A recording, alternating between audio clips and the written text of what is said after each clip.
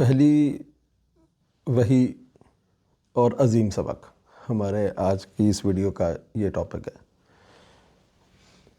سرکار صلی اللہ علیہ وسلم پر وحی کا آغاز کیسے ہوا، اس بارے میں حضرت عائشہ صدیقہ رضی اللہ تعالی عنہا سے ایک حدیث مروی ہے جس میں وہ بتاتی ہیں، اس کا مفہوم کچھ اس طرح ہے کہ سرکار صلی اللہ علیہ وسلم پر جو وحی کا آغاز ہے وہ سچے خوابوں کی صورت میں شروع ہوا۔ آپ سرکار صلی اللہ علیہ وسلم کو رات میں خواب آتے تھے، وہ دن میں جس طرح دن کی روشنی ہوتی ہے اس طرح وہ اگلے دن ظاہر ہو جاتے تھے، بالکل سچے۔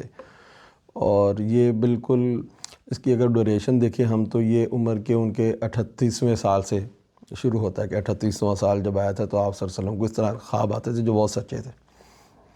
پھر ہوا یہ کہ آپ سرکار صلی اللہ علیہ وسلم کے دل میں خلوت کی محبت جو ہے نا وہ پیدا ہو گئی۔ حالانکہ آپ سرکار صلی اللہ علیہ وسلم کی جو شخصیت ہے وہ بہت سوشل ہے، اس کے بعد بھی آپ دیکھیں گے پوری سیرت میں کہ آپ بہت ایکٹیو رہے ہیں ہر طرح کے معاملات میں۔ تو یہ ایک ایسا پیریڈ ہے کہ جب آپ نے یہ خواب دیکھنے شروع کیے تو اس کے بعد آپ کو پسند نہیں ہوتا تھا کہ آپ لوگوں میں رہیں۔ اب اس کی کیونکہ ہمارا جو طریقہ کار ہے مطالعے کا وہ یہ ہے کہ ہم نے کویسچنز کرنے ہیں کہ کیوں، اس کی کیا ریزن ہے کہ وہ کیوں انہوں نے پسند کیا کہ وہ علیحدہ ہو جائیں۔ تو اس کی بہت ساری ہم ریزنز جو ہیں وہ دے سکتے ہیں۔ اس میں سے ایک یہ بھی ہے کہ کیونکہ وہ سارا شرک کا ماحول تھا تو جو سرکار صلی اللہ علیہ وسلم کو جو خواب آ رہے تھے اس میں شاید ان کی دلچسپی تھی اور انہوں نے یہ محسوس کیا کہ جب یہ اس ماحول میں نکلتا ہوں تو اس میں کوئی ڈسرپشن آتی ہے، یعنی کہ وہ سلسلہ اس طرح نہیں چلتا جس طرح چلنا چاہیے، یا ان خوابوں کے ساتھ آپ کی سینسٹیوٹی ان معاملات پہ بڑھ گئی تو آپ صلی اللہ علیہ وسلم سے یہ برداشت نہیں ہوا کہ وہ ان کے ساتھ اس ماحول میں کوئی ٹائم گزاریں۔ تو آپ سرکار صلی اللہ علیہ وسلم اپنا لیتے تھے کھانا پینا ہفتہ ایک کا اور غار حرا میں چلے جاتے تھے۔ یہ حضرت عائشہ کے الفاظ ہیں کہ وہ فرماتے ہیں اس طرح، تو وہ وہاں پہ ٹائم گزارتے تھے، عبادت کرتے تھے اللہ کی اور غور و فکر کرتے تھے اور جو بھی جس طرح بھی ان کو میسر تھا۔ پھر جب ان کا وہ کھانا پینا ختم ہو جاتا آپ پھر واپس تشریف لے کے آتے اور پھر دوبارہ کھانا پینا لے کے واپس چلے جاتے، تو یہ سلسلہ ایسے چلتا رہا کافی دیر۔ تو ایک دفعہ اسی طریقے سے آپ سرکار صلی اللہ علیہ وسلم غار حرا میں تشریف رکھتے تھے اور اپنا عبادت میں مصروف تھے، تو حضرت عائشہ فرماتی ہیں کہ حق آ گیا، مطلب وہاں پہ فرشتہ آ گیا۔ تو فرشتے ظاہر ہوئے اور انہوں نے کہا اقرا کہ پڑھیں، تو یہ پہلے وہی قرار پائی کہ سب سے پہلے اقرا کہا گیا سرکار صلی اللہ علیہ وسلم کو۔ تو آپ سرکار صلی اللہ علیہ وسلم نے فرمایا ما انا بقاری، کہ میں قاری نہیں ہوں اور مجھے پڑھنا نہیں آتا۔ تو وہ فرماتی ہیں کہ وہ فرشتے نے سرکار صلی اللہ علیہ وسلم کو پکڑ کے زور سے دبایا، اتنا دبایا کہ سکت ختم ہو گئی برداشت کی، پھر اس نے چھوڑ دیا۔ پھر کہا اقرا، آپ نے پھر وہی جواب دیا ما انا بقاری، کہ میں نہیں پڑھ سکتا۔ فرشتے نے پھر پکڑ کے دبایا، اتنا دبایا کہ پھر سکت ختم ہو گئی، پھر چھوڑ دیا۔ پھر کہا اقرا، آپ نے پھر فرمایا ما انا بقاری، 3 دفعہ یہ سلسلہ ہوا۔ پھر اس نے جب تیسری دفعہ چھوڑا تو پوری آیت جو ہے وہ تلاوت کی، اقرا بسم ربک الذی خلق خلق الانسان من علق اقرا وربک الاکرم الذی علم بالقلم علم الانسان ما لم یعلم۔ یہ والی جو آیات ہیں وہ فرشتے نے اس وقت پڑھی۔ تو یہ اتنی آیات جو ہے نا وہ پہلی وحی میں آتی ہیں۔ سرکار صلی اللہ علیہ وسلم اس واقعے کو لے کے کافی پریشان ہوئے، ان کے لیے کیونکہ یہ نیا واقعہ تھا ایک۔ تو آپ وہاں سے واپس آ گئے گھر آ کے آپ نے یہ فرمایا کہ زمبلونی، مجھے چادر اڑا دو۔ جب طبیعت تھوڑی بہتر ہوئی تو آپ نے سیدہ حضرت ختیجہ سے اس چیز کا ذکر کیا کہ یہ ایسے ایسے میں نے دیکھا ہے اور مجھے اپنی جان کا خطرہ ہے۔ تو حضرت ختیجہ نے ان کو دلاسا دیا، ان کی ہمت بندائی کہ آپ کو اللہ تعالیٰ بالکل ضائع نہیں کرے گا، آپ تو غریبوں کی مدد کرنے والے ہیں، مہمانوں کا خیال کرنے والے ہیں، قرض داروں کا بوجھ اپنے پہ لے لیتے ہیں، گو کہ جتنی بھی کوئی اچھائیاں ہو سکتی ہیں وہ سب آپ آلریڈی پرفارم کر رہے ہیں، تو ایسے بندے کو اللہ تعالیٰ کیسے ضائع کر دے گا۔ بہرحال وہ آپ سرکار صلی اللہ علیہ وسلم کو لے کے اپنے چچا زاد بھائی ورقہ بن نوفل کے پاس لے گئیں اور ان سے کہا کہ سنیں ان کی بات، یہ کیا کہہ رہے ہیں۔ تو ورقہ بن نوفل نے کہا بتاؤ۔ آپ نے سارا ماجرا سنایا کہ یہ ایسے ایسے میں نے دیکھا ہے، تو ورقہ بن نوفل نے بتایا یہ وہ ناموس ہے، یعنی یہ وہ فرشتہ ہے جو حضرت موسیٰ علیہ السلام کے پاس بھی آیا کرتا تھا۔ تو یہ جس کے پاس بھی جو پیغام لے کے آتا ہے، اس کو جو بندہ جب یہ پیغام آگے پھیلاتا ہے یعنی دعوت دیتا ہے، اس کی قوم اس کے خلاف ہو جاتی ہے، تو یہ لوگ تمہیں نکال دیں گے۔ تو آپ سرکار صلی اللہ علیہ وسلم نے بڑے حیرت سے کہا کہ مجھے نکال دیں گے یہ لوگ، کیونکہ وہ تو آپ سرکار صلی اللہ علیہ وسلم تو ان کی آنکھوں کے تارے ہیں، وہ اپنے سارے معاملات ان سے ٹھیک کرواتے ہیں، کوئی یعنی پنچایت ہے بڑی تو وہ سرکار صلی اللہ علیہ وسلم نے حل کرنا ہے، امانتوں کا معاملہ ہے تو وہ آپ سرکار صلی اللہ علیہ وسلم کے پاس رکھنی ہے، تو وہ آپ سرکار صلی اللہ علیہ وسلم کو یعنی کہ اس بات پہ حیرت ہوئی، تو آپ نے حیرت میں کہا کہ کیا مجھے نکال دیں گے وہ؟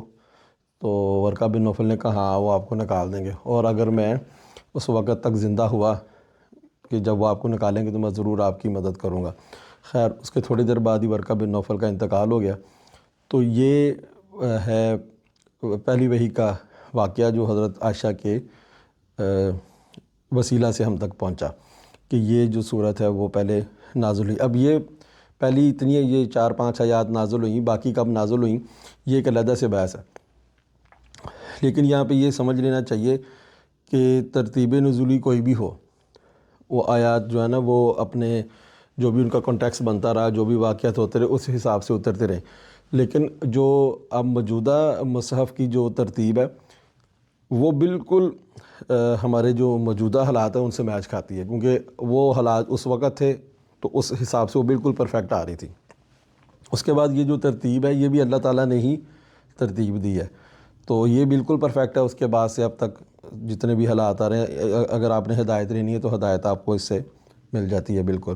تو یہ ترتیب نزولی کی اس طرح ہمیں نہیں ملتی ڈیٹیل، صورت وائز تو مل جاتی ہے، اس میں بھی کلام ہے، جیسے کہ اس میں کچھ صحابہ کہتے ہیں کہ پہلی سورۃ المزمل تھی، کچھ کہتے ہیں سورۃ المدثر تھی، کچھ کہتے ہیں سورۃ الفاتحہ پہلے آئی تھی، لیکن زیادہ لوگوں کا خیال یہی ہے کہ سورۃ العلق جو ہے نا وہ پہلی صورت ہے۔ اس حدیث سے بھی ہمیں یہی پتہ لگ رہا ہے کہ وہ سورۃ العلق جو ہے نا وہ پہلے نازل ہوئی ہے، اس کی یہ 5 آیات۔ تو ٹکڑوں میں یہ چیزیں نازل ہوتی تھی، ایک صورت کا کچھ حصہ پہلے نازل ہو گیا، پھر اسی صورت کا اگلا حصہ کچھ عرصے بعد کچھ دوسری صورتیں آ رہی ہیں درمیان میں پھر نازل ہوا، تو وہ اتنی ڈیٹیل نہیں ملتی ہمیں کہ ہم ایکوریٹ پتہ کر لیں کہ وہ کب نازل ہوئی تھی۔ بہرحال یہاں اتنا پتہ لگ جائے گا کہ صورتوں کی ترتیب کیا ہے نزول کی۔ تو سورۃ العلق جو ہے یہ پہلی صورت ہے، اور اس کا مصحف میں نمبر ہے 96، اس کی 19 آیات ہیں، اور یہ مکی صورت ہے کیونکہ یہ مکہ میں ہی نازل ہوئی۔ مکی صورتیں جو ہیں وہ ان کا ایک اسلوب ہے کہ وہ بہت چھوٹی چھوٹی آیات پر ہوتی ہیں، ان میں احکامات زیادہ نہیں ہیں، ان کا جو بیسک کانسیپٹ رہتا ہے وہ آخرت کا، قیامت کا یہ رہتا ہے، تو جو شرعی احکامات ہیں وہ مکی صورتوں میں نہیں اس طرح پائے جاتے۔ تو وحی کی ابتدا اس طرح ہوئی، اور یہ جو حدیث آپ کے سامنے میں نے بیان کی ہے یہ کتاب الوحی میں حدیث نمبر 3 ہے، صحیح البخاری کی اگر کسی نے پڑھنی ہے تو۔ اچھا اب ہم یہ دیکھتے ہیں، آگے چلتے ہیں۔ اس سے پہلے مفسرین نے یہ لکھا ہے کہ تعوذ اور بسم اللہ پہلے یعنی کہ نازل ہو چکے تھے، کوئی بھی صورت ہے نا تو بسم اللہ اس کا پارٹ ہے، صرف سورۃ التوبہ کو چھوڑ کے۔ تو یہ پھر بھی شروع ہو رہی ہے اقرأ بسم ربک الذی خلق۔ تو اقرأ ایک حکمیہ فعل امر ہے، یعنی اس میں حکم دیا جا رہا ہے کہ پڑھیں، اور قرآن پاک کہتا ہے نبی کریم صلی اللہ علیہ وسلم کو وہ نبی الامی کہہ کے بھی مخاطب کرتا ہے، جس کا مطلب ہے کہ کسی بھی رسمی اور غیر رسمی تعلیم سے محفوظ ہونا۔ تو اب آپ سرکار صلی اللہ علیہ وسلم کو وہ کہہ رہا ہے کہ یہ تو بالکل نہیں پڑھے، نہ رسمی تعلیم لی ہے نہ کوئی غیر رسمی تعلیم لی ہے، تو پھر پڑھنے کا کیوں کہا جا رہا ہے ایسے بندے کو جو پڑھنا ہی نہیں جانتا؟ تو اس پہ ہم غور کریں گے۔ تو یہاں سے ہمیں یہ پتہ لگتا ہے ہم نے اپنا مائنڈ سیٹ کیسے بنانا ہے اس قرآن پاک کے ساتھ۔ یہ پہلی چیز ہے، یعنی پہلی وحی آ رہی ہے انسانیت کے لیے، اور یہ فائنل میسج ہے اللہ تعالیٰ کا، اس کے بعد ختم ہونا ہے سلسلہ۔ تو اس میں اللہ تعالیٰ کس طرح کلام کر رہے ہیں انسانوں کے ساتھ آپ سرکار صلی اللہ علیہ وسلم کے تھرو۔ تو اس کی جو بیس ہے وہ پڑھنے پہ ہے۔ آپ سرکار صلی اللہ علیہ وسلم کو بھی پڑھنے کا کہا گیا، ان کے تو فعل ان کے صدقے ہمیں تک بھی یہی بات پہنچی کہ پڑھنا ہے، تو ہماری بیس ہے پڑھنے سے، تعلیم حاصل کرنے سے۔ تو اب یہ کیونکہ فعل امر سے شروع ہوئی تو یہ اتھارٹیٹیو ٹون ہے ایک، تو یہ بھی آپ کو یہ بتاتی ہے کہ اس کی جو آپ کا اس کا ساتھ رشتہ ہے نا وہ مالک کا اور غلام کا ہے. یہ کتاب اپنے مالک کے بہاف پہ آپ پہ بات کرے گی آپ سے، یعنی کہ آپ یہی سمجھیں کہ آپ کا مالک آپ سے بات کر رہا ہے، تو آپ اس کی یہ اتھارٹیٹیو سٹیٹس میں رہے گی. شوگر کوٹڈ باتیں نہیں ہوں گی اس میں، ٹو ڈی پوائنٹ بات ہوگی، یہ آپ نے کرنا ہے، یہ آپ نے نہیں کرنا. تو یہ ہم یہاں سے پہلے اپنا مائنڈ سیٹ کریں گے کہ ہم نے اس کو پڑھنا کیسے. ہم نے اس کو ایز اے سلیو یا ایز اے غلام پڑھنا ہے کہ ہمارا مالک ہم سے کیا بات کر رہا ہے. تو اب یہاں پہ یہ بھی بات ہے کہ اللہ تعالیٰ نے اس طرح بات شروع نہیں کی کہ میرے تسبیح کرو یا نماز پڑھو. پہلی بات ہی پڑھنے کی ہے کہ پڑھیں گے، پڑھنے کے لیے آپ آبزرو کریں گے. تو آبزرویشن کرنا، غور و فکر کرنا، وہ بیسک یعنی کہ ایک مدعا ہے قرآن پاک کا کہ آپ پڑھیں. تو پڑھنے کے لیے جب کسی کو کہا جاتا ہے کہ بھئی آپ پڑھیں، تو اس میں یہ چیز انڈرسٹوڈ ہوتی ہے کہ آپ کو اس چیز کا پہلے نہیں پتہ. یعنی اگر میں آپ سے کہوں کہ بھئی پڑھو، جو میں نے آپ کو ای میل بھیجی ہے، جو میں نے میسج بھیجا ہے آپ کو پڑھیں، تو وہ میں اس لیے کہہ رہا ہوں کہ آپ نے وہ میسج پڑھا ہی نہیں ابھی، تو آپ اس کو پڑھیں. تو اب اس کے اس حوالے سے بھی دیکھیں کہ اس میں سرکار صلی اللہ علیہ وسلم تو کے اوپر تو آئی ہے، وہی نازل ہوئی ہے. تو پہلے مخاطب کون ہے اس کے؟ پہلے مخاطب ہے عرب. اگر سرکار صلی اللہ علیہ وسلم کسی قسم کی بھی تعلیم سے محفوظ ہیں تو وہ بھی پڑھے لکھے کوئی نہیں. تو تاریخ کا مطالعہ کریں تو ہمیں پتہ لگتا ہے کہ اس وقت جس وقت کی یہ بات ہے، پورے پلانٹ ارتھ پر ان سے پیچھے کوئی نہیں تھا. مطلب یہ ثقافتی طور پہ بھی پیچھے تھے اور کلچرلی بھی پیچھے تھے، اور پڑھنے لکھنے کا تو ان میں رواج نہیں تھا، بلکہ یہ برا سمجھتے تھے پڑھنے لکھنے کو. ان کے سارے کام یہ زبانی کلامی کرتے تھے. اور دوسری بات یہ ہے کہ اس وقت یونان جو تھا یا روم کی جو سلطنت ہے وہ بڑی پھیلی ہوئی تھی، تقریباً انہی کی حکومت تھی. تو یہ اگر اسلام کی ابتدا وہاں سے ہوتی تو وہ زیادہ ایک سمجھ آتی ہے بات کہ یہ تو ویسے ہی نیگلیکٹڈ ایریا تھا، یہاں پہ آتا بھی کوئی نہیں تھا، وہاں سے کیوں نہیں ہوئی، عرب سے کیوں اس کی ہوئی، پھر اس کی زبان عربی ہی کیوں سلیکٹ ہوئی. اس سے پہلے بھی اللہ تعالیٰ نے کتابیں اتاری ہوں، انہی کتابوں کو یا انجیل میں کوئی کنٹینیو اسی کی زبان کو کنٹینیو کر لیا جاتا، کیونکہ اس میں بہت سارا ٹیکسٹ پہلے کام ہو چکا تھا، لوگوں نے اس کے اوپر پڑھنے کا مواد جو پیدا کیا. اب وہ پچھلی کتابیں بھی پڑھنی ہیں آپ نے تو ہی ان سے کوئی علم آپ کو ملے گا نا. تو قرآن پہلے ہی شروع ہی سے کہہ رہا ہے اقرا، پڑھو. تو اس ضمن میں یہ عرض کریں گے کہ جو یہ سلطنت روم والی بات ہے، وہ انہوں نے نا جو فلسفہ ہے اس کو بہت ڈیولپ کر لیا تھا. یعنی وہ منطقی سوچ رکھتے تھے، ہر چیز میں نا کیوں، اس کی کوئی ریزن تلاش کرتے تھے. اس کی اگر کوئی ریزن ان کے دماغ میں آ رہی تو ٹھیک ہے، اگر نہیں آ رہی تو وہ اس بات کو لیتے ہی نہیں تھے، سیریس ہی نہیں لیتے تھے. تو جب یہ پھیلا ہے اسلام، تو جب یورپ تک پہنچا نا، تو یورپ نے جو اعتراضات اسلام پہ کیے ہیں اس میں ایک یہ بھی تھا کہ یہ بہت اسٹریٹ فارورڈ بات کرتا ہے، یعنی سیدھی، وہ فلسفیانہ بات نہیں کرتا. یہ فلسفیانہ بات کو، یہ اس کی مثال ایسی ہے جیسے میں کہوں کہ گناہ کرنے سے جو دل کی کیفیات ہیں روحانی وہ کمزور پڑتی ہیں، اور اللہ تعالیٰ کے جو رموز و اسرار ہیں وہ دل میں قرار نہیں پکڑتے. یہ ایک فلسفیانہ بات ہے. نہ تو دل کی کیفیات آپ نے دیکھی ہیں، اس کی کوئی مثال نہیں ہے میرے پاس کہ وہ کیسی ہوتی ہیں، اور وہ رموز و اوقاف جو بھی اسرار ہیں ان کا بھی نہیں کوئی آئیڈیا کہ وہ کیا ہے. یہ فلسفیانہ بات ہے. اسی بات کو سرکار صلی اللہ علیہ وسلم نے بڑے آسان طریقے سے سمجھا ہے. آپ سے کہاں سے فرمایا کہ جیسے لوہے کو زنگ لگ جاتا ہے اس طرح دل کو بھی زنگ لگ جاتا ہے. تو یہ عربی زبان کا خاصہ ہے کہ وہ مادے، جو چیزیں ہم دیکھ سکتے ہیں، سمجھ سکتے ہیں، چھو سکتے ہیں نا، جن کا ہمیں سمجھ لگتی ہے کسی بھی حواس خمسہ کے طور پہ وہ سمجھی جا سکتی ہیں. عربی زبان اس وقت ان پہ بیس کرتی تھی، اس میں کوئی فلسفہ نہیں تھا کہ وہ کوئی بات بہت گھما کے آپ کو گھمانی پڑے گی سمجھانے کے لیے. تو ساری مسائل قرآن پاک میں اسی طریقے سے ہیں. پہاڑ دیکھ لو کیسے میں نے بنایا ہے، انسان خود دیکھ لے وہ کیسے بنایا ہے. انسان خود پہ بھی غور کر سکتا ہے، پہاڑ پہ بھی کر سکتا ہے، پھر زمین و آسمان کے اوپر غور کرنے کی دعوت ہے. یہ ساری چیزیں. تو عربی زبان بہت اسٹریٹ فارورڈ ہے.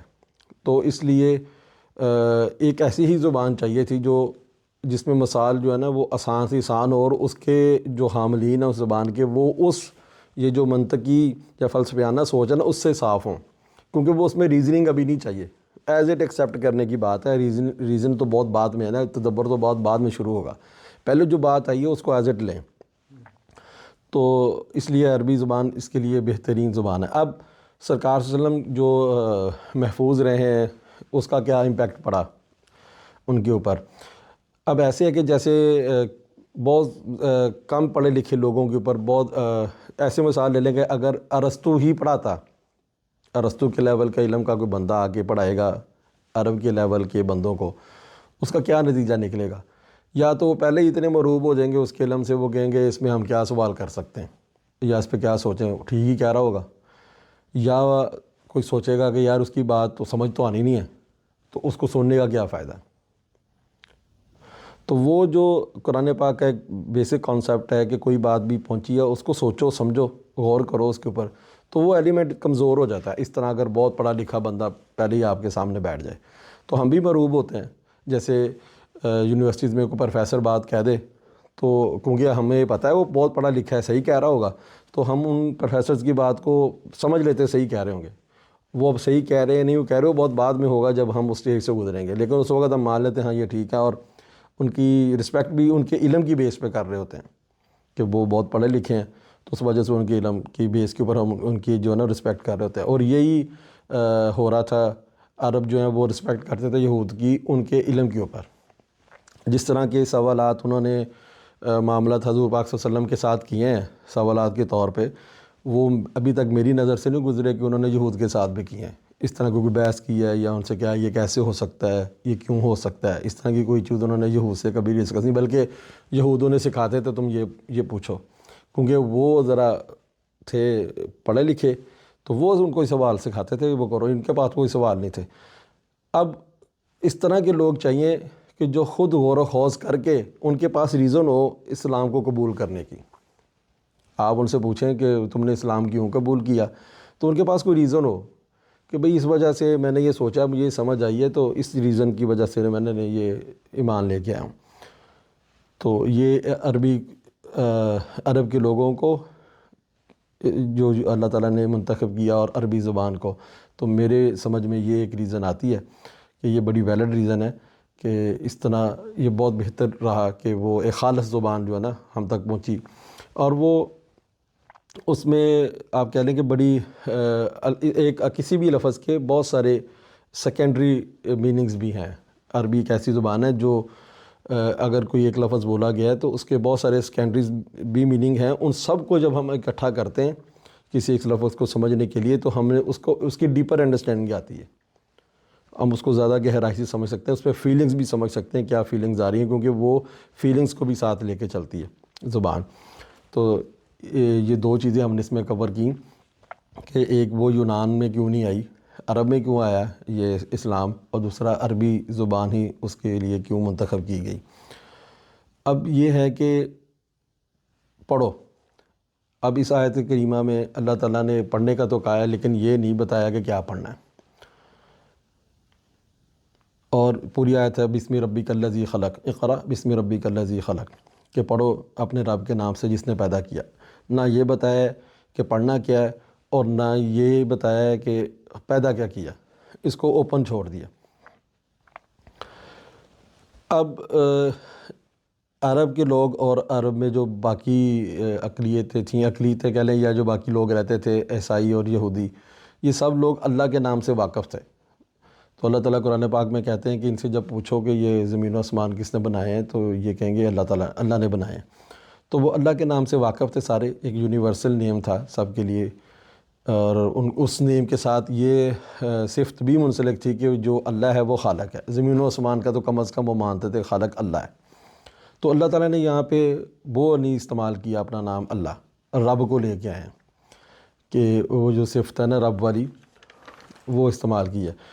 اب جو رب کا لفظ ہے اس میں ان کو مسئلہ ہے، عرب کے لوگوں کو، کفار کو اس میں مسئلہ ہے. اس میں ایک مسئلہ یہ ہے کہ وہ اپنے بتوں کا نام بھی رب رکھتے تھے.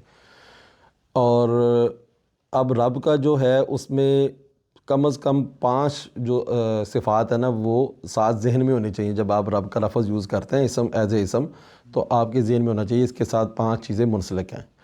وہ 5 صفات کسی چیز میں پائی جائیں گی تو وہ رب کہلانے کا مستحق ہے، ادروائز وہ کوئی ایک بھی مس ہو رہی ہے تو وہ رب نہیں ہے۔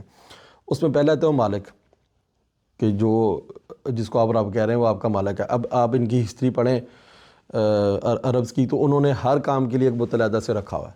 اگر کوئی بت ان کا مالک ہے تو وہ ان کا نگہبان نہیں ہے، اگر کوئی نگہبان ہے تو وہ ان کے معاملات نہیں ٹھیک کر رہا، معاملہ ٹھیک کرنے کے لیے کوئی اور ہے۔ تو اس طرح انہوں نے یہ تقسیم کی ہوئی ہے۔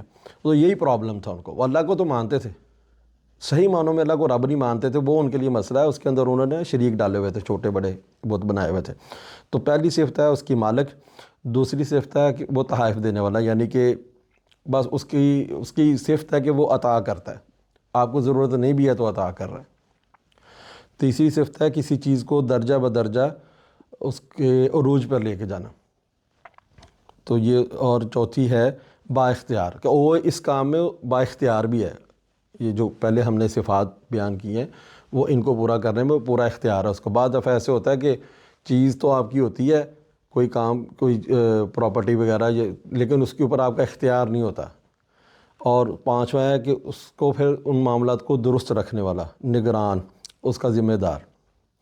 یہ 5 صفات کسی چیز میں کم از کم اگر کوئی رب کا سٹیٹس کسی کو دینا ہے تو یہ 5 ہونے چاہیے، کہ وہ مالک کا سٹیٹس بھی رکھے اور آپ اس کے غلام ہوں، پھر وہ آپ کو عطا بھی کرتا ہو، چاہے آپ کو ضرورت ہے یا نہیں ہے، وہ آپ کو عطا بھی کر رہا ہے، اور وہ آپ کو درجہ برجہ عروج پر بھی لے کے جاتا ہے۔ اس کی اور کوئی مثال نہ ملے، انسان خود اپنے آپ کو دیکھے کہ وہ آہستہ آہستہ بڑا ہوتا ہے، تو یہ درجہ بدرجہ ترقی یا عروج پر جانے کی ایک بہت بڑی مثال ہے۔ تو یہ بھی اس میں پھر ان سب کو کام کرنے کے لیے، میرے سارے کام کرنے کے لیے اس کے پاس اختیار بھی ہونا چاہیے، کہ وہ اکیلا بھی ان چیزوں کو ہینڈل کر سکتا ہے، اختیار کے ساتھ ساتھ ان کو درست بھی رکھ سکتا ہے۔ تو یہ چیزیں رب کی صفات میں سے ہیں، انہی میں ان کو مسئلہ تھا۔ تو اللہ تعالیٰ نے اسی بات کو کر کے وہ جو ساری چیزیں انہوں نے جن کے بت بنائے تھے وہ سارے کینسل کر دی، صفائی کر دی۔ اب یہ انٹروڈکشن اللہ تعالیٰ اپنا کروا رہے ہیں سرکار صلی اللہ علیہ وسلم کو، پہلی وہی ہے کہ آپ پڑھیں اپنے رب کے نام کے ساتھ۔ اس آیت کو ویسے تو تراجم میں لکھا ہوتا ہے پڑھیں اپنے رب کے نام کے ساتھ، تو اس کو ایک دوسرے زاویے سے دیکھا جائے تو اب یہ بھی فیل ہوگا آپ کو کہ اس میں نا پڑھنے کی اجازت بھی دی جا رہی ہے، کہ اب آپ اپنے رب کا نام لیں اور پڑھنا شروع کریں۔ اس سے پہلے یہ جو وزڈم ہے یا جو بھی اللہ کا کلام ہے یہ الاؤڈ ہی نہیں تھا کسی کے پاس کہ کوئی پڑھ سکے، کسی کو دیا ہی نہیں گیا۔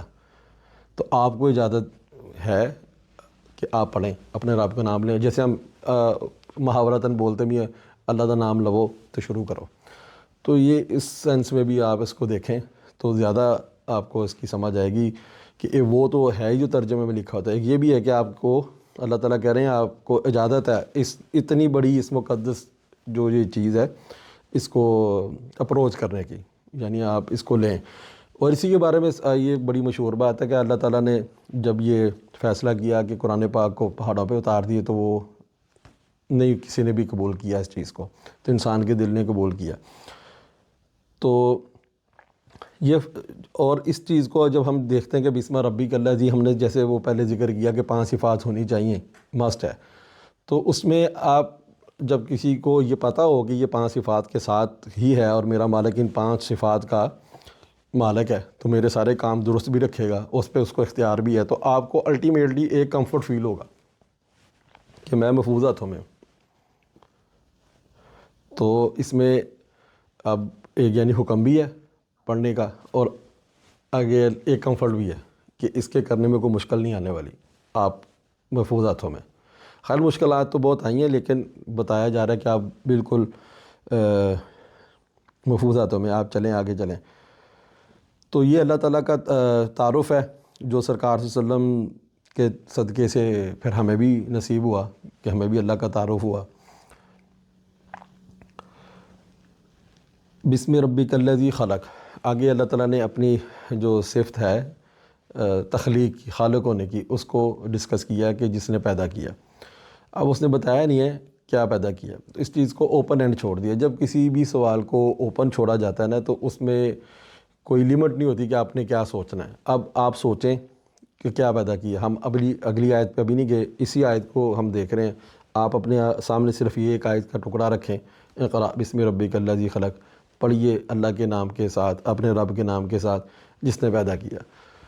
اب ایک تو یہ بھی نہیں ہے کنفرم کہ پڑھنا کیا ہے, تو اب اتنے ارد گرد دیکھیں تو آپ کو پتہ لگے گا بہت کچھ ہے پڑھنے کو. اب تو اتنا کچھ ہے پڑھنے کو کہ عمر بیت جائے ساری تو ختم نہیں ہوتا. جو لٹریچر اس کتاب کی, قرآن پاک کی بدولت, اس کی برکت جو پیدا ہو گیا, لوگوں نے ایک ایک ٹاپک کے اوپر, ایک ایک حرف کے اوپر کہنا زیادہ بہتر ہوگا کہ اپنی زندگیاں لگائی ہیں, اور لائبریریز اس کام کے لیے وقف ہیں. تو بہت زیادہ علم کی مختلف جو جہتیں ہیں وہ قرآن پاک کی وجہ سے وجود میں آئیں, اور ایک بہت ضخیم حجم ہے لٹریچر کا جو اس کتاب نے پیدا کیا. اور یہ اس کی کنٹینیوٹی ہے کہ پڑھو, اور قیامت تک یہ پڑھنے والا سلسلہ جو ہے نا وہ چلتا رہنا ہے. ایک تو یہ بات ہے کہ پڑھنا کیا ہے وہ بھی اوپن چھوڑ دیا, اور دوسری بات کہ کیا پیدا کیا اس کو بھی اوپن چھوڑ دیا. اب اس میں انسانی ایک نفسیات ہے کہ کوئی مبہم سوال جب اس کو دیا جاتا ہے نا, غیر واضح, تو وہ اس کو زیادہ تنگ کرتا ہے کہ یار یہ کیا بات ہے, کیا پڑھوں, کیا پیدا کیا. تجسس ہو جاتا ہے اس کو کہ پتہ لگ جائے مجھے کہ کیا پیدا کیا, تو وہ اس کو اس کے تجسس میں چھوڑ دیا. اب وہ ان سوالوں کو ڈھونڈنے کے لیے نا پھر وہ غور کرنا شروع کرے گا. تو سب سے قریب جو اس کی چیز ہے جس پہ وہ غور کرے گا وہ اپنی ہی اس کی ذات ہے. خود پہ دیکھے گا, اپنے شعور کو دیکھے گا کہ مجھے بھی پیدا کیا ہے, اور یہ شعور بھی ہے, پھر آسمان ہے, زمین ہے. تو ہر بندہ اپنا, پھر اس کے اندر اس کا پروفیشن کا بھی آ جاتا ہے ایک عمل دخل کی. جن چیزوں کے ساتھ وہ زیادہ ٹچ ہوتا ہے اس کے ذہن میں پہلے وہ چیزیں آنی شروع ہوتی ہیں کہ ہاں یہ بھی پیدا کیا ہے, وہ بھی پیدا کیا ہے. جو لوگ آسمان سے زیادہ انسیت رکھتے ہیں وہ آسمان کی چیزوں کو سوچنا شروع کر دیں گے. جن کو یہ پہاڑ اور سمندر وغیرہ زیادہ فیسینیٹ کرتے ہیں وہ ان کو سوچنا شروع کر دیں کہ یہ کیسی زبردست چیزیں ہیں جو اللہ تعالیٰ نے پیدا کیا. تو یعنی کہ یہ آپ نے اپنے فہم کے اور سوچ کے گھوڑے ہیں جو دوڑانے ہیں تخیل میں, اور احاطہ کریں کہ کتنی چیزیں ایسی آپ کی سمجھ میں آتی ہیں جو اللہ تعالیٰ نے پیدا کی ہیں, جو اس کی مخلوقات ہیں. تو بہت آپ جب سوچیں گے ہر بندے کے ذہن میں نا آئے گی ڈیٹیلز چیزوں کی کہ یہ اس نے سوچا ہے. تو اللہ تعالیٰ نے ان سب سوچوں کو پھر خود ہی ایک رستہ دیا, اور دوسری آیت میں فرمایا خلق الانسان من علق, کہ اللہ اس نے پیدا کیا انسان کو من علق, اور اللہ تعالیٰ نے سب اس سوچ کو موڑ دیا کہ انسان کو پیدا کیا, اب اس پہ غور کرنا ہے. پیدا کیا کس چیز سے؟ علق کے ساتھ. علق ایک ایسا لفظ ہے کہ جس کے بہت سارے معنی ہیں.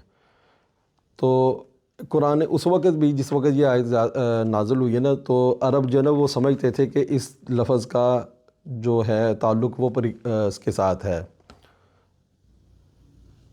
ولادت کے ساتھ, یعنی بچے کی جو جیسے پیدائش کا جو طریقہ ہے نا اس کے ساتھ اس کا لنک ہے. تو لغوی معنوں میں اس کا مطلب جب ہم پڑھیں تو پتہ لگتا ہے کہ کوئی حق کسی ایسی جگہ اٹک جائے جہاں سے وہ نکل نہ سکتی ہو, اس کو بھی علق بولتے ہیں. کوئی چیز یا شخص دل کو بہت اچھی لگے, اس کو بھی علق کا نام دیا جاتا ہے. کوئی چیز دل میں اتر جائے, قیمتی ہے بہت زیادہ, اس کو بھی علق کا نام دیا جاتا ہے. پھر ایک لیچ ہوتی ہے, اس کو بھی علق کا نام دیا جاتا ہے. اور ہم یہ تراجم میں پڑھتے ہیں علق کا ترجمہ لکھا ہوتا ہے کہ جمے ہوئے خون کے لوتھڑے کے ساتھ, وہ بھی اسی کا جو ہے وہ ایک ترجمہ ہے. آپ اس کو لیچ کا لفظ دے دیں علق کو تو وہ زیادہ اس کے قریب ہے. اس کی ایک پکچر بھی ہم آپ کو دکھائیں گے کہ وہ کیسے لیچ کی طرح لگتا ہے.